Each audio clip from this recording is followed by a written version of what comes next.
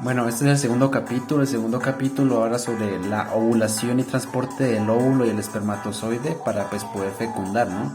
Entonces inicia primero con la ovulación. La ovulación, recordemos que inicia cuando cuando ya está el ovocito en la fase mayor de maduración. ¿Cuándo ocurre eso? Pues cuando se desarrolla el folículo terciario, que recordemos, nuevamente lo recalco, el folículo terciario no es un folículo 3, sino que es el folículo 2 más estructurado y más maduro. Entonces en esta parte pues es que va a suceder la ovulación. Nuevamente aquí en la representación se representa todas las fases de los ovocitos, pero la ovulación va a ocurrir en la fase más madura, que sería en el folículo terciario, ¿ok? Entonces, ¿qué es lo que va a pasar? Lo que va a pasar es que va a haber algo llamado vértice de postrucción. No es importante que te aprendas el nombre, ¿no? O sea, nada más es que entendas qué es lo que va a pasar. Que va a haber una parte del folículo sobresaliente. O sea, el folículo se va a pegar a la pared del ovario y va a salir una parte del folículo. O sea, el folículo desde acá. Y se va a romper. Esa parte del folículo que sale se va a romper. A eso se le llama estigma, que se vuelve avascular y se debilita. Entonces, pues el folículo de acá, digámoslo así, tiene nervios, sistema nervioso, no sé, pues cosas que con los cuales le llevan nutrientes. ¿Qué pasa? Pues que se vuelve estigma, se vuelve avascular sin vasculación, por lo tanto esta parte que sale pues se debilita porque no tiene vasculación, no tiene nervio, no tiene ningún sistema que le lleve nutrientes directamente. Y eso lo que permite es que se rompa y pueda salir el ovocito. Ojo con esto, ovocito. No es óvulo porque tiene que llegar a la meiosis final, que es cuando se fecunda. Pero bueno, recordemos que para que se produzca la ovulación, primero que todo tiene que haber un pico de LH. O sea, el pico de LH que le llega al ovario va a ser el indicador de que ya ovule. O sea, inicia el proceso de ovulación. Esto lo que crea es una respuesta en forma de moléculas para la ruptura folicular. O sea, para esto. Digámoslo así, como que llega el LH y ya se sabe que tiene que ir preparando el estigma. Pues quitar la vasculación y debilitar ese folículo. En esa parte la que sale. Aquí pues lo que pasa es que existe un mayor flujo de sangre al folículo externo, al folículo más externo. Lo que va a hacer es que se va a crear una hinchazón del folículo más externo. A eso se le llama edema, pero bueno, se hincha. Cuando se hincha, pues de todos los nutrientes que le llegan sustancias que aportan en enzimas para crear enzimas, y eso lo que va a hacer es debilitar, ¿no? Digamos así, como que la molécula más importante que llega es el ácido hialurónico la molécula más importante que atribuye a ese rompimiento del folículo va a ser el ácido hialurónico, el cual es dado por el cúmulo ovífero para romper el folículo. Entonces el cúmulo ovífero es lo que está aquí adentro. Entonces, como él quiere salir, digámoslo así, pues a la parte que sale del ovario, pues va a otorgarle ese ácido hialurónico para poder quebrar ese folículo. ¿Ok? Finalmente, las metaloproteinasas de matriz sintetizadas aportan a degradar finalmente.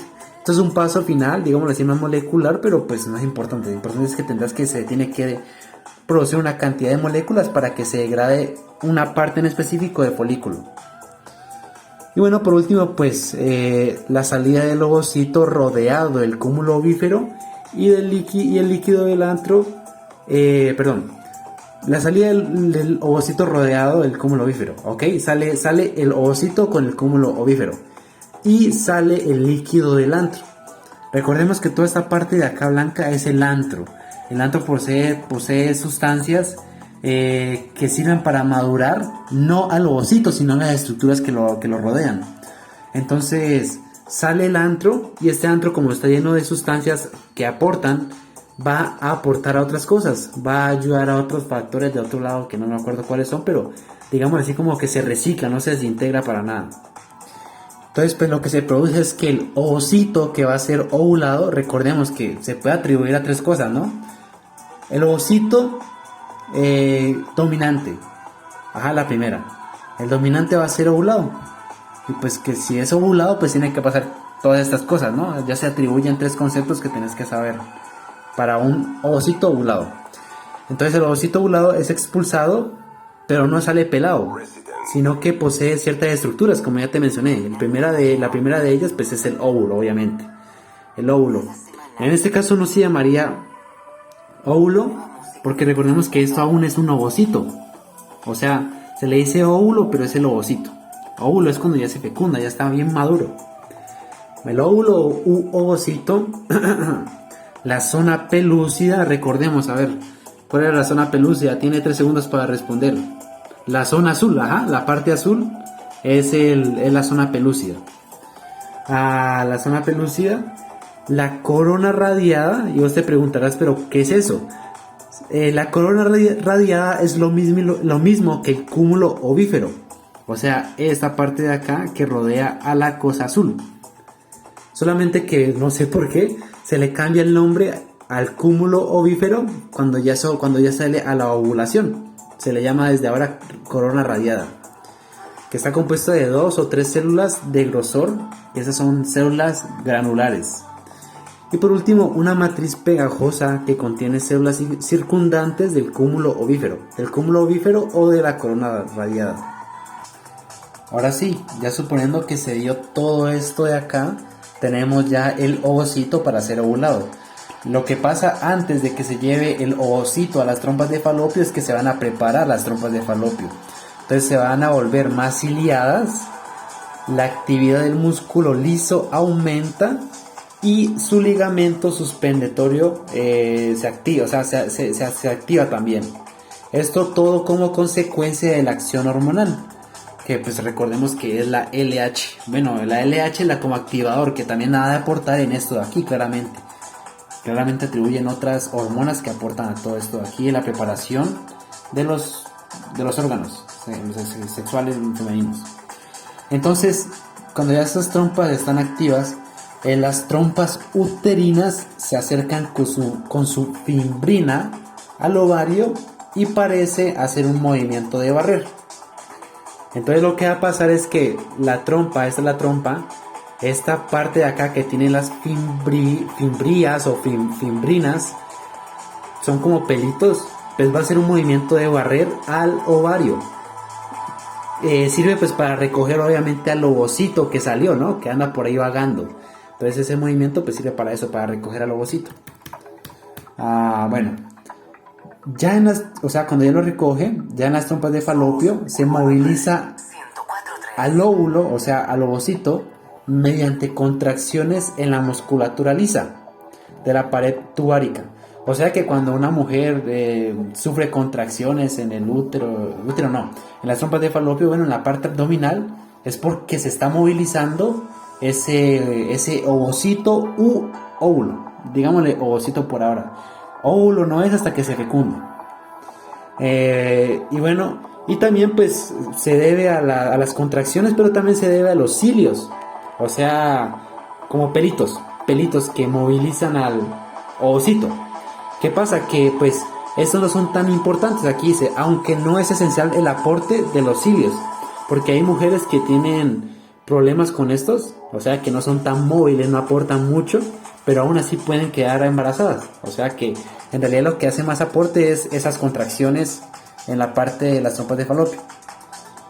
Entonces el viaje que recorre el ovocito va a ser tornado por un camino difícil que se hace tardado y también un camino fácil que se hace rápido. El tránsito lento se realiza en la ampolla, y una fase más rápida cuando atraviesa el istmo y llega al útero. Entonces veamos acá. Esta parte de acá, que aquí se representa la ampolla, es como que más compleja. Mira esto aquí, más compleja. Obviamente cuando ya avanzando llega al istmo, que es más relajadito, ya no hay tantas, digamos, estructuras, no sé cómo llamar eso. Y pues cuando llega a la intramural, pues ya directamente llega al útero. Entonces esta es la parte más fácil, tránsito rápido, tránsito lento, porque tiene muchas cosas, digámoslo así. Obviamente en ese tránsito del ovocito en la trompa de falopio se va a producir la fecundación, o sea que llega el espermatozoide. Entonces lo que se estima es que en unas 80 horas después de la ovulación, el óvulo o el embrión ha llegado desde la trompa de falopio. O sea que se dice que desde la ovulación hasta que llega el embrión al útero, pues pasan 80 horas. Solamente si es fecundado.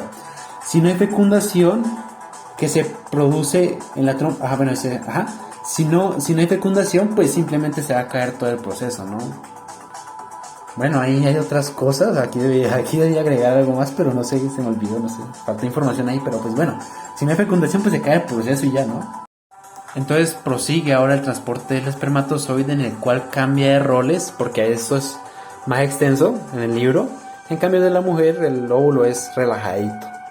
Bueno, entonces en el espermatozoide va a iniciar, empezando, iniciación en los tractos reproductores del varón. Para el transporte del espermatozoide, ¿no? Inicia en los tractos reproductores del varón, específicamente los túbulos seminíferos, donde van a estar los espermatozoides maduros. Ojo con eso, maduro entre comillas, porque aún son incapaces de fecundar. Para que sean capaces de fecundar, tienen que, en el trayecto que hacen para llegar pues a donde se expulsan y eso, van a recibir aportaciones para poder fecundar, hasta también en el tracto, en los órganos del sistema reproductor femenino, también van a recibir aportes que le ayudan a fecundar. Entonces pues como que nada más espermatozoides maduros se refiere a la forma que ya tienen espermatozoides, pero no pueden fecundar. Entonces, el líquido testicular transporta de forma pasiva los espermatozoides a la cabeza del epidimo. Anda recordando las partes. Entonces, inician todos los seminíferos y tienen que llegar a la cabeza del epidimo a través de pasar la red testicular, la red de testis, y luego por los conductos eferentes. Entonces, veamos. Entonces, esto de aquí va a ser los conductos seminíferos. Los conductos seminíferos, esta parte de aquí es la red de testis y tiene que llegar al epidimo, a la cabeza del epidimo. Dice que pasan también por el conducto eferente, pero no sé cómo sucede, eso no lo sé, no sé cómo sucede eso, pero bueno, inician siempre aquí, pasan aquí y tienen que llegar aquí, pero también pasan por aquí. Bueno, esta es la vuelta. Listo. Entonces, uno de los primeros factores que aporta el desplazamiento de los espermatozoides es la fuerza que ejerce el líquido testicular, pues mediante la presión que ejerce, que también aportan al movimiento las células miloides. Son células musculares lisas ubicadas en la parte exterior de los túbulos seminíferos. Estos van a realizar contracciones y son ayudados por cilios también, como en el transporte de la mujer, ¿no? Del óvulo, hay cilios. Aquí no sé si esos sean clave para el movimiento, para el transporte, pero pues están ahí. Entonces todos estos procesos son aún procesos de preparación, porque aún se le están realizando cambios al espermatozoide, por ejemplo en la membrana plasmática. Aquí se menciona que cuando los espermatozoides alcanzan la cola del epidimo, estructura donde permanecen máximo 12 días, estos espermatozoides ya van a madurar químicamente. Entonces acá, como te decía, era una maduración estructural de forma, y aquí ya maduran pues químicamente y van a poder fecundar. Pero no, o sea, como te digo, también depende del tracto de los órganos del sistema reproductor femenino, que aportan a cositas mínimas para que sea 100% fértil ese espermatozoide.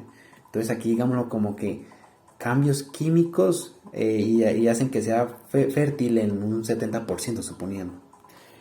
En la eyaculación atraviesan con rapidez el conducto eferente y se mezclan con las secreciones líquidas de las vesículas seminales y la próstata. Entonces, como se mencionaba, pues que aquí en la cola del epidimo permanecen 12 días máximo. Yo creería que esta es la parte de la cabeza del epidimo, la cola del epidimo. Entonces estos ¿cómo se llama esta? Túbulos seminíferos pasan a la red de testis, pasan aquí a la cola del epidimo, cabeza del epidimo, y van a pasar por el conducto eferente, pues ya eyaculados, ¿no? Porque se van a eyacular y ahí se van a mezclar con los líquidos, están aquí, con la, ay, perrísima vida, con la, ay, con las vesículas seminales y la próstata, líquidos que producen esas dos cosas. El líquido prostático de la próstata es rico en ácido cítrico, fosfatasa ácida, zinc e iones de magnesio. No son importantes que te lo aprendas, sino que, bueno, aportan ciertas cosas, ¿no? Mientras que el de la vesícula seminal tiene mucha fructosa, la principal fuente de energía de los espermatozoides y prostaglandias. No sé qué era eso, pero de los espermatozoides. Entonces así te la tienes que aprender. ¿Qué es la principal fuente de energía de los espermatozoides? La fructosa. Ojo con eso. Entonces, ¿será bueno comer fruta? ¿Los vuelve más activos? Bueno, eso era acá aún en el hombre. Llega la mujer al aparato, al tracto reproductor femenino, que va a empezar desde la parte superior de la vagina. Eso es interesante porque en la naturaleza el tamaño sí importa, porque mientras más arriba lleguen los espermatozoides, pues más probabilidad tienen de fecundar, ¿no? Cosa que en los humanos no sucede porque pues ya, o sea, en nosotros ya no hay evolución, ya no hay eso de la... En los humanos ya no hay selección natural, entonces una persona que no tenga el buen tamaño del pene, pues puede fecundar fácilmente. Bueno, pero bueno, perdón. En la parte, pues los espermatozoides van a empezar siempre en la parte superior de la vagina, siempre, ¿no? Pues podría variar, ¿no? Pero bueno, el líquido seminal supone una protección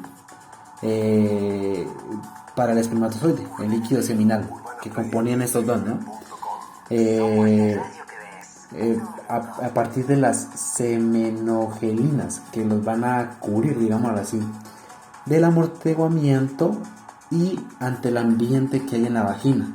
Porque la vagina tiene líquido vaginal ácido como efecto bactericida, dando protección suficiente.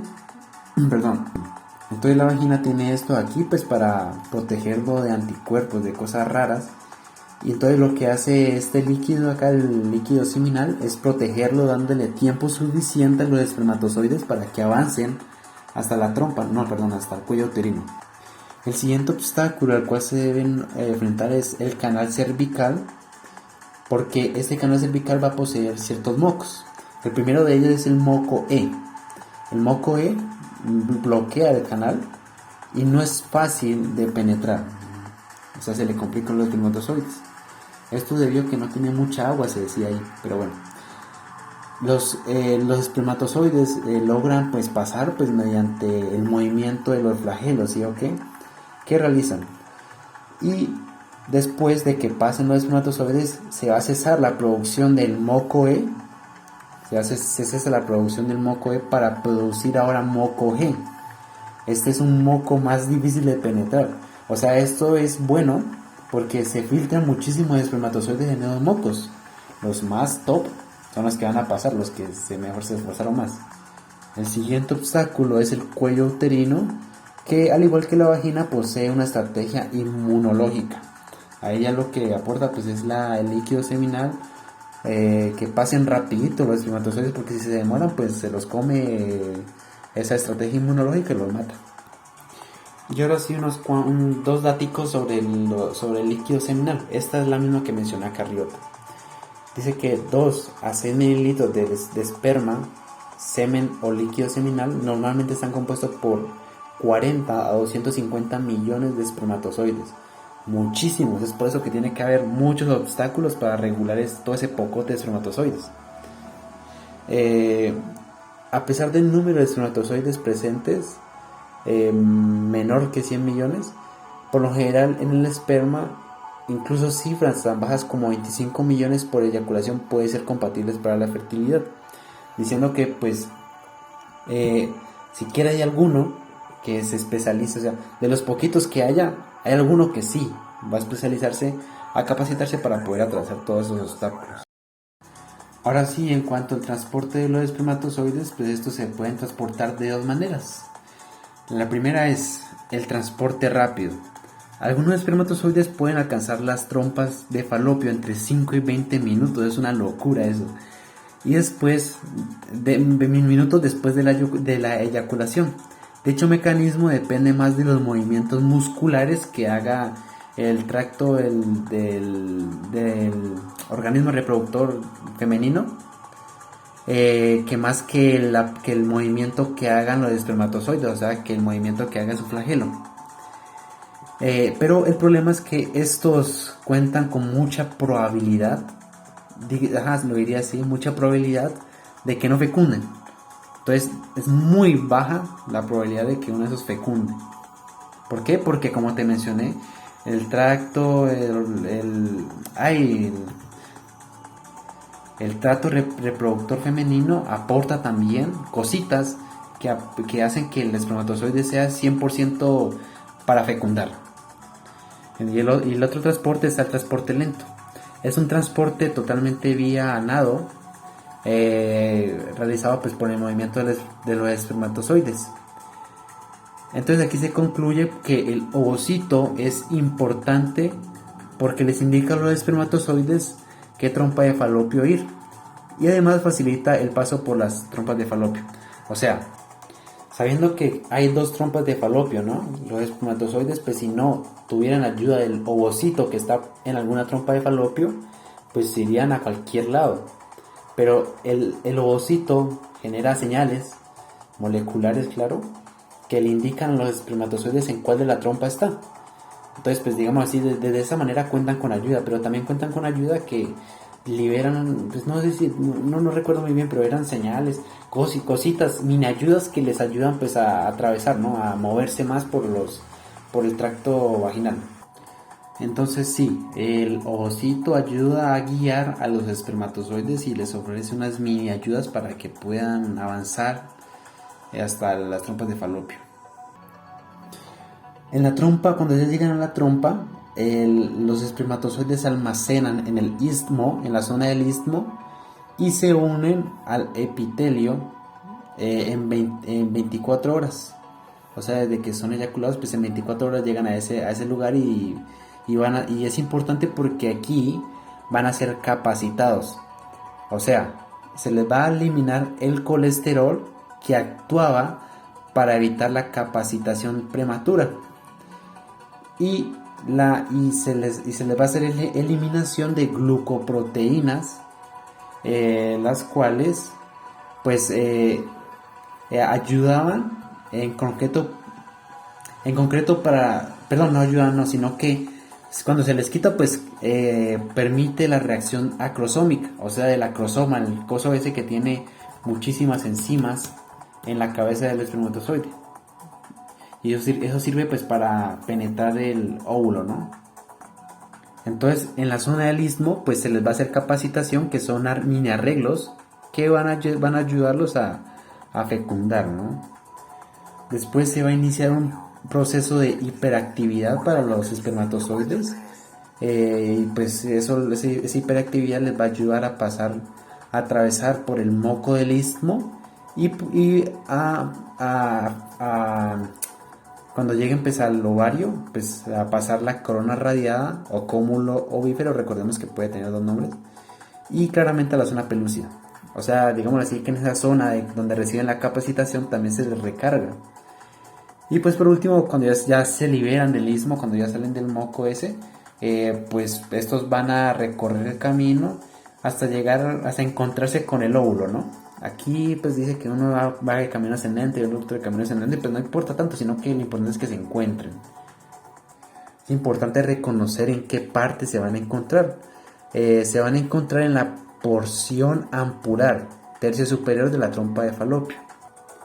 O sea que de la trompa de falopio se van a encontrar es aquí muy cerca de la fimbria. ¿Ok? Listo, entonces ese es el proceso que debe pasar para que se encuentre el espermatozoide con el óvulo. Algunos datos respecto a eso es que se estima que los espermatozoides siguen siendo funcionales hasta 80 horas en el sistema reproductor femenino. Tal vez porque se encuentren en el istmo, no sé. Pero pues sí, sobreviven 80 horas bastante, me parece a mí. Como se dijo anteriormente, el espermatozoide es atraído por el óvulo, como lo que te comentaba, mediante indicios moleculares. Pero aquí algo interesante, esto me parece interesante, es que los espermatozoides pueden oler. Estos manes poseen receptores olfatorios de la misma familia que los nasales, pudiendo responder conductualmente a olores químicamente definidos. Yo me quedé como, wow, hay que. Y por último, pues factores que aportan a la capacitación va a ser la progesterona. La progesterona, ya te la comenté, es la hormona que aporta el cuerpo lúteo, y esta pues puede dar indicios de señalización a los espermatozoides, y solo los espermatozoides especializados, o sea los que son bien capacitados acá en el istmo, van a recibir estas señales. Es por eso que esos espermatozoides que son de transporte rápido pues no sirven para nada, porque no van a recibir esas señales de guiación. Solo para que recordar que lo que produce la progesterona es el folículo que se quedó roto en el ovario.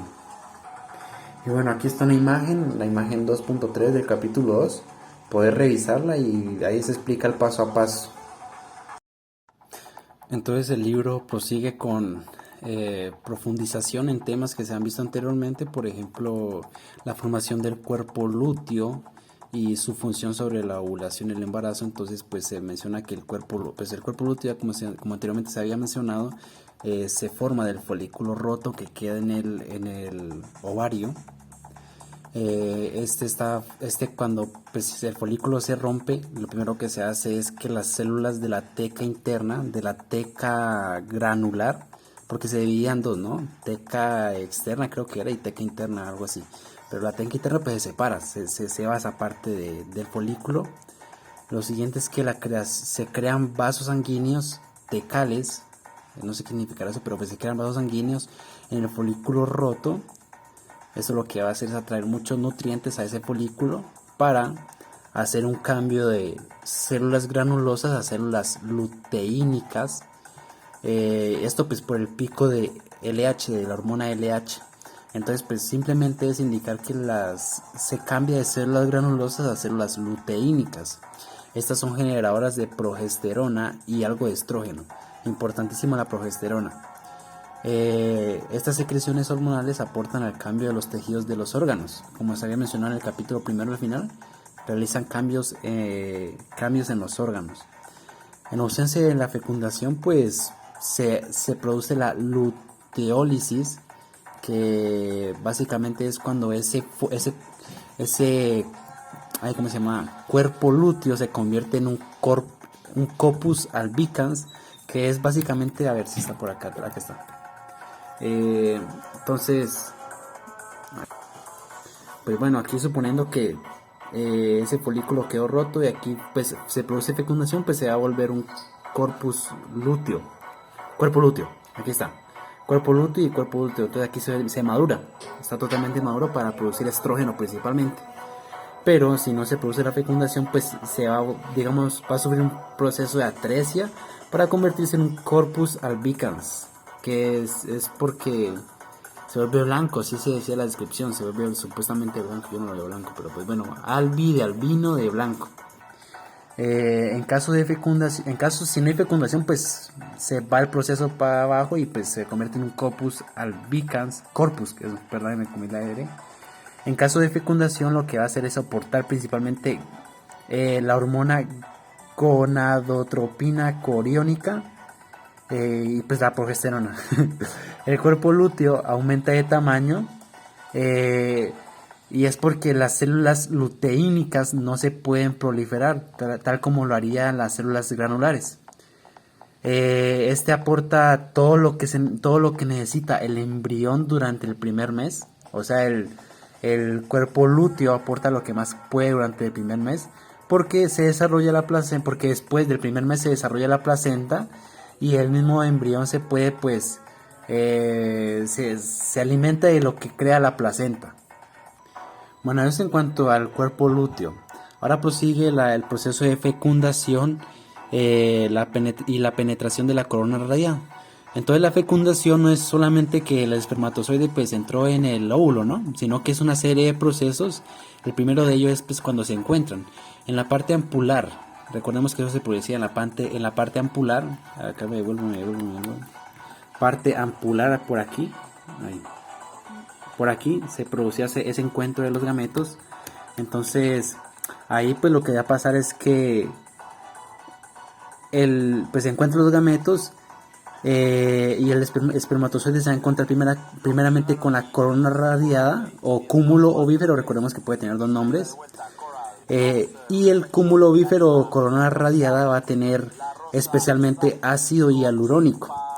El esperma va a tener hialuronidasa. Asa es enzima, entonces pues va a degradar el ácido hialurónico. Entonces sí, ¿no? La hialuronidasa pues aporta la penetración del cúmulo ovífero o de la corona radiada. Y pues además con el movimiento flagelar pues se facilita más ese proceso de penetración. Posteriormente del cúmulo ovífero prosigue la zona pelúcida. En esta pues y la penetración de esta. La zona pelúcida consta de 4 glucoproteínas, la ZP1 a ZP4, o sea ZP1, ZP2, ZP3, ZP4. Las ZP2 y ZP3 van a conformar la estructura de la zona pelúcida, la estructura como tal, digámoslo así como la columna vertebral de esta zona pelúcida. En cuanto a la ZP1 y la ZP4 dan el retoque final a esa columna vertebral. No sé, que le agregan, no sé, tal. Dan el retoque final, simplemente. Esto pues para que quede bien compacta. Aquí hay una imagen aquí atrás, pero ahorita después la muestro. No, de una vez. Entonces, la ZP, perdón, ¿cuál era? Era la ZP2 y ZP3 van a formar esto de aquí. Son hilos, digámoslo así, hilos. Y la ZP1 y la ZP4 van a formar uniones entre esos hilos. Entonces, ¿sí ves? Esto es la estructura en general y esos son los que los unen. ¿Ok? Prosigue pues que los espermatozoides se van a pegar a la zona pelúcida, aquí lo abrevié, mediante su membrana plasmática, o sea, la membrana plasmática de la cabeza del espermatozoide, porque esta cabeza tiene moléculas receptoras específicas que tiene el espermatozoide, pero principalmente de la glucoproteína ZP3, porque la ZP3 tiene una sustancia llamada ácido siálico que sintetiza la ZP3. Entonces va a ser una estructura importante para esa unión, ese que llama al espermatozoide que se una. Esta sustancia pues explica la especificidad de la unión entre gametos de la especie. Es por eso que pues un espermatozoide de un perro no puede ovular, no puede fecundar un óvulo de un humano, porque pues en la ZP3 puede que varíe el factor, la molécula como tal que llame el espermatozoide, o simplemente la ZP3 es distinta de tal especie, de tal otro organismo. Se menciona que en los mamíferos esta especificidad de la sustancia que llama al espermatozoide es más exacta, y que los invertebrados es menos exacta, o sea que puede fecundar. No me entendí muy bien, pero bueno, es menos exacta. Bueno, ya después de que como que se llama al espermatozoide, prosigue ya que el espermatozoide actúe. Lo va a hacer mediante el acrosoma, que es el que contiene ese pocote de enzimas. La acción acrosómica es un efecto de muchas enzimas, y la más importante de ellas es la acrosina.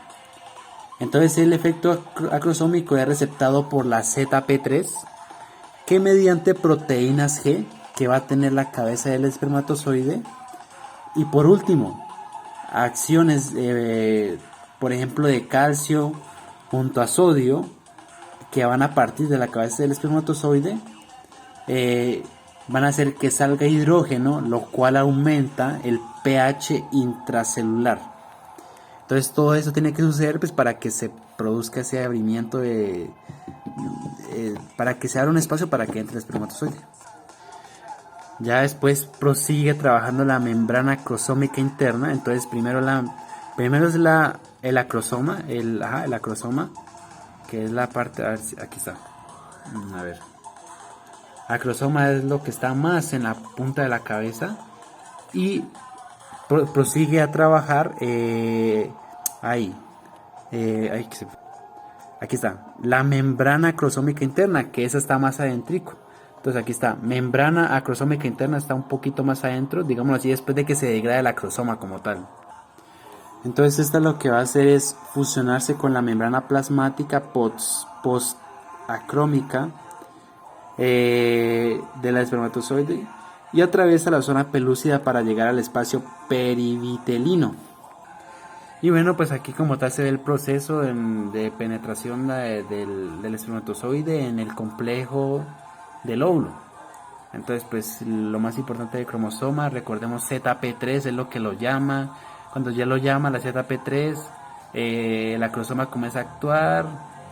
Esta parte contiene ácido hialurónico, el espermatozoide tiene hialuronidasa, algo así.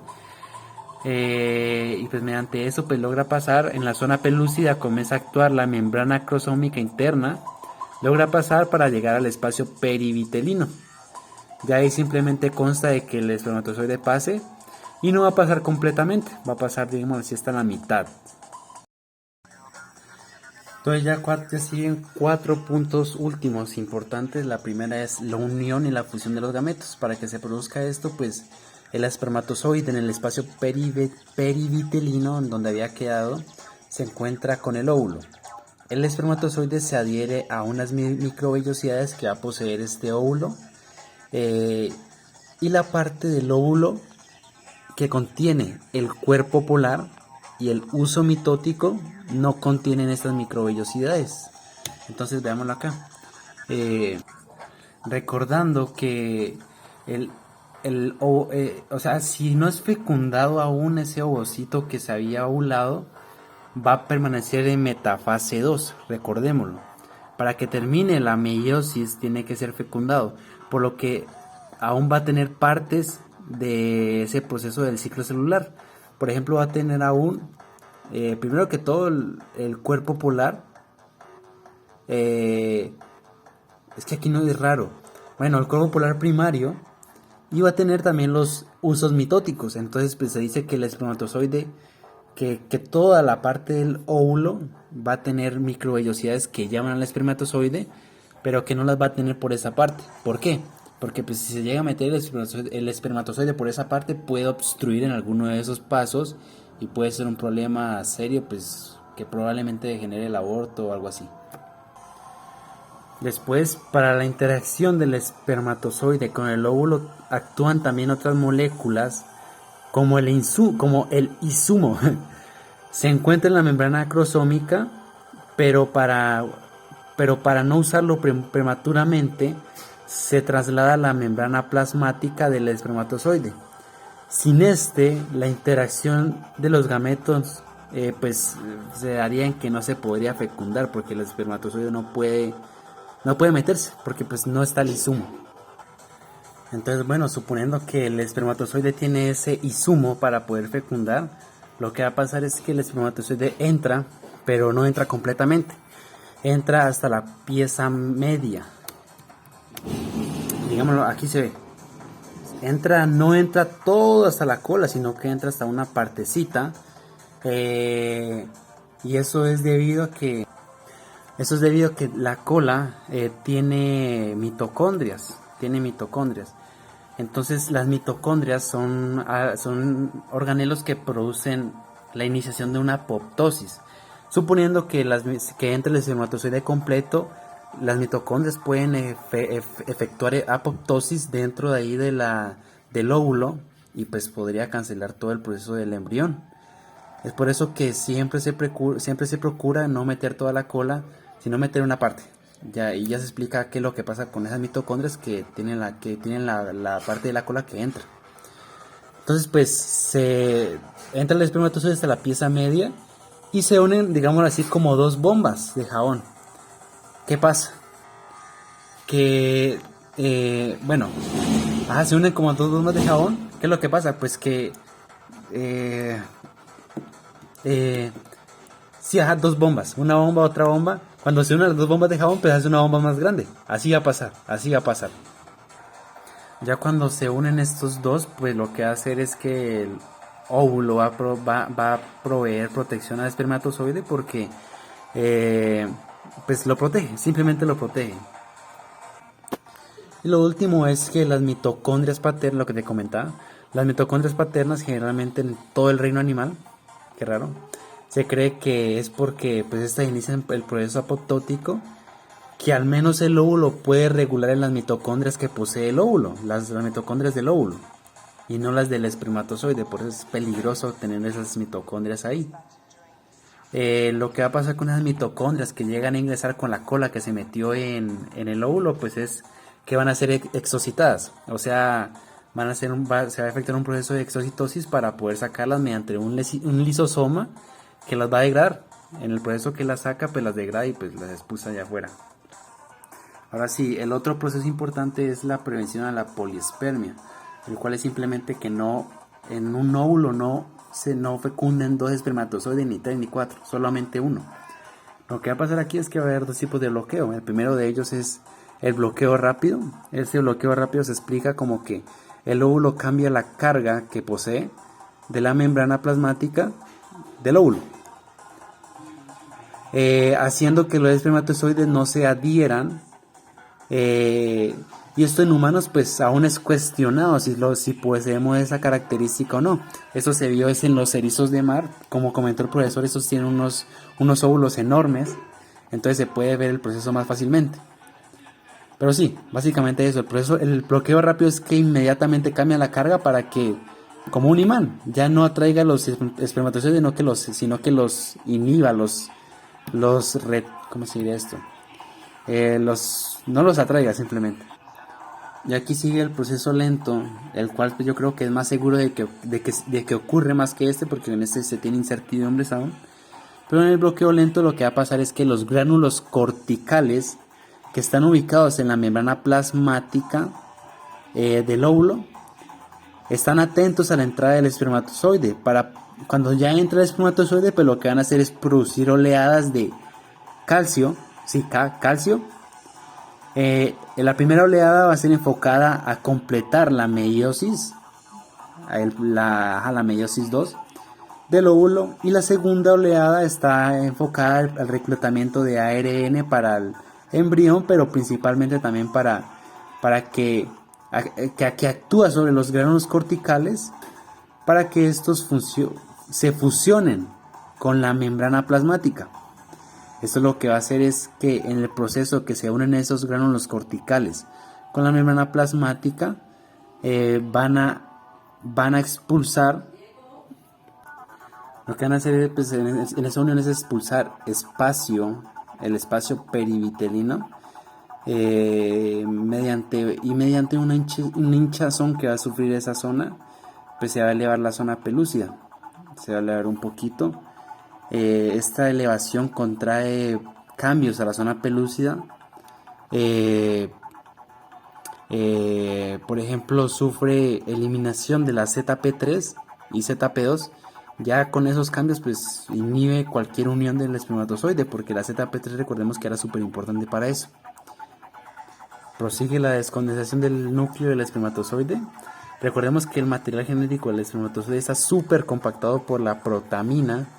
Y pues nada más que cuando el espermatozoide está dentro del óvulo, este se vuelve más susceptible, digámoslo así, sensible a sufrir factores citoplasmáticos. Uno de ellos es que el óvulo comienza a actuar sobre el espermatozoide, haciendo que los enlaces de la protamina se separen rápidamente, liberando el material genético que ahora se llama pronúcleo masculino. Cuando ya se separa, ya no es protamina, pues se convierte en pronúcleo masculino. Ya por último está la terminación de la meiosis en el óvulo. Lo que va a pasar es que cuando el espermatozoide entra al óvulo, inmediatamente va a desencadenar una señal para que el óvulo complete la meiosis. Ya con la meiosis 2 completa, resulta un cuerpo polar 2 el cual no es funcional, digámoslo así. Sí tiene una función. La primera es que pues aporta aporta ¿qué? A que el óvulo, es que había colocado dos paréntesis, pero bueno, aporta a que el óvulo, como pues sacó una segunda célula, la cual tiene la misma información genética, no, sino que tiene las mismas proteínas, los mismos nutrientes, los mismos organelos, pues va a servir, el óvulo va a llevarse toda la cantidad de esos organelos, toda la cantidad del citoplasma para contraer la mayor cantidad de suministros. Entonces por eso es importante el cuerpo polar 2.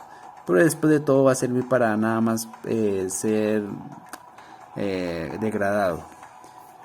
Y cuando ya se produce esto, cuando ya el óvulo es un óvulo en verdad, porque ya termina la meiosis, pues se va a llamar pronúcleo femenino.